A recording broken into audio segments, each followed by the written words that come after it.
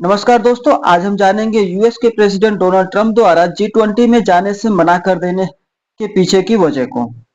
जी हाँ, अभी अभी रिसेंटली डोनाल्ड ट्रंप ने ऑफिशियली यह डिक्लेयर कर दिया है कि वो और उसके कोई भी ऑफिसर साउथ अफ्रीका में होने वाले जी20 समिट में नहीं जाएंगे।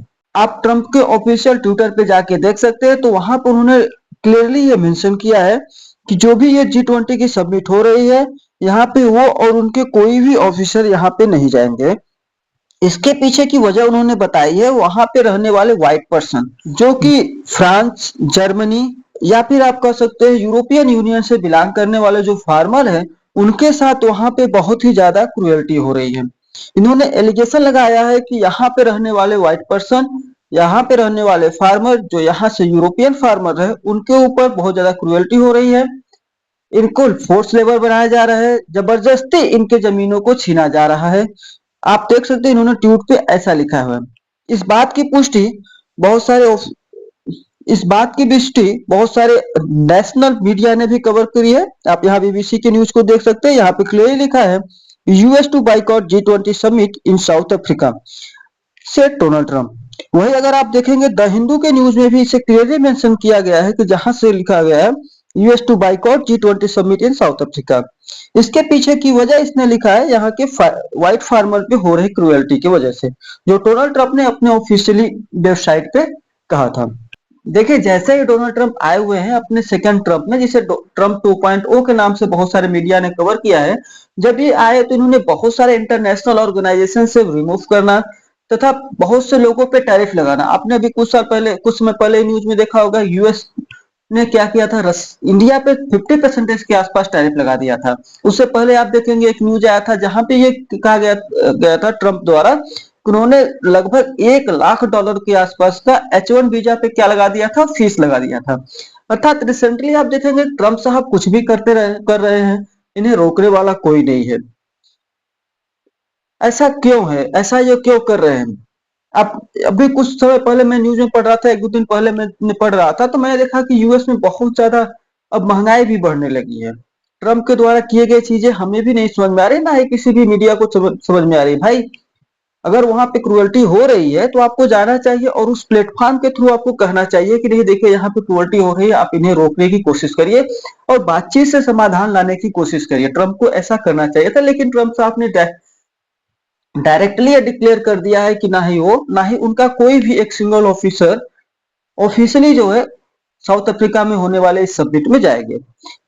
हमें यहाँ पे क्या जानना है? देखिए, ये न्यूज आई है तो हमें यहाँ पे क्या जानना है? हमारे लिए सबसे इंपॉर्टेंट न्यूज होता है जी20।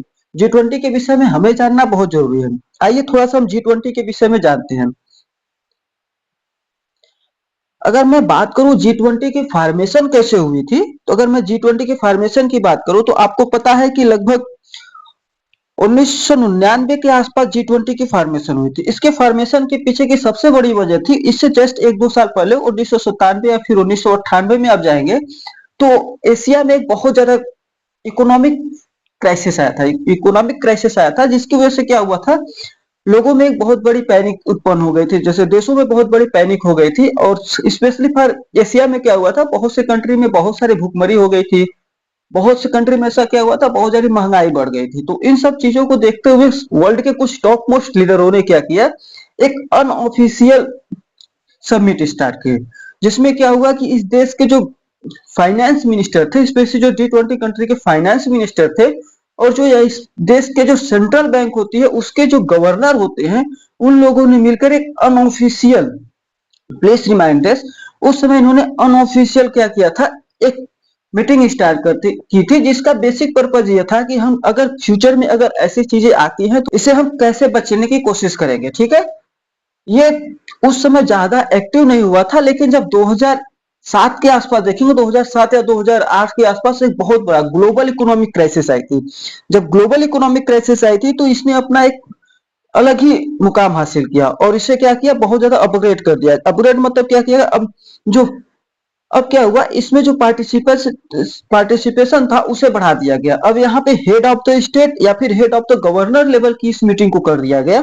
साथ ही साथ इसमें बहुत सारे एरिया को और कवर किया, जैसे फॉर एग्जांपल मैं बात मैंने कहा जब 1999 में बना था तो इसमें केवल इकोनॉमिक क्राइसिस से ही डील करने के लिए बात की गई थी, लेकिन जब 2008 की बात करें तो इसे जब अपग्रेड कर दिया गया तो इसमें बहुत सारे एजेंडाओं को भी बात करना स्टार्ट हो गया। जैसे इसमें ट्रेड हो गया, क्लाइमेट चेंज हो गया, सस्टेनेबल डेवलपमेंट हो गया, हेल्थ हो गया, एनर्जी हो गया, इन्वायरमेंट हो गया, तो एंटी करप्शन हो गया। इन सभी चीजों को इसमें क्या करेगा, बात करना स्टार्ट हुआ है।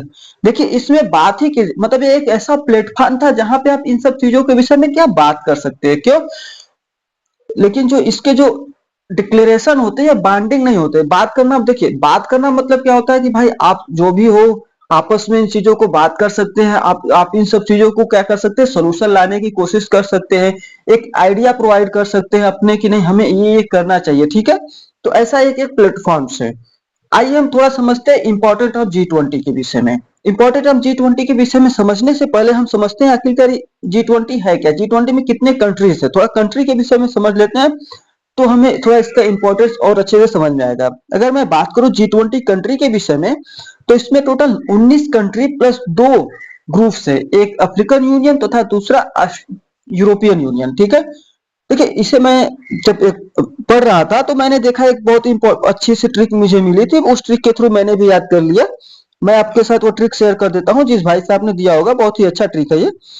ट्रिक क्या है कि गुरुजी सीता अब एसएससी आईएफसी में जॉब कर रही है, इसके तहत आप देखेंगे तो आराम से यहाँ कंट्री के नेम याद कर सकते हैं। जैसे एग्जाम्पल लाइक गुरुजी मतलब Germany, US, Russia, United Kingdom, Japan, India, South Africa, Indonesia, Turkey, Australia, Argentina, Brazil, South Africa, South Korea, Canada, France, China, Italy, Mexico, European Union. आप चाहे तो इस ट्रिक को याद करके दो चार बार लिख सकते हैं ताकि आपको इस कंट्री के नाम याद रहे। वैसे मैं कहूंगा ये नाम बहुत ज्यादा इंपॉर्टेंट नहीं होते, लेकिन आप देखेंगे कि एक साल कई साल इस नाम को पूछ देता है, तो आप बेसिकली याद रखिएगा जो उस समय रिसेंट में बहुत ज्यादा न्यूज में हो उस ऑर्गेनाइजेशन के नाम आप याद रखिएगा, ठीक है। तो इसे भी आप याद कर लेंगे तो अच्छा ही रहेगा, कभी कभी एग्जाम में बहुत सारे एग्जामों में क्वेश्चन पूछ देता है।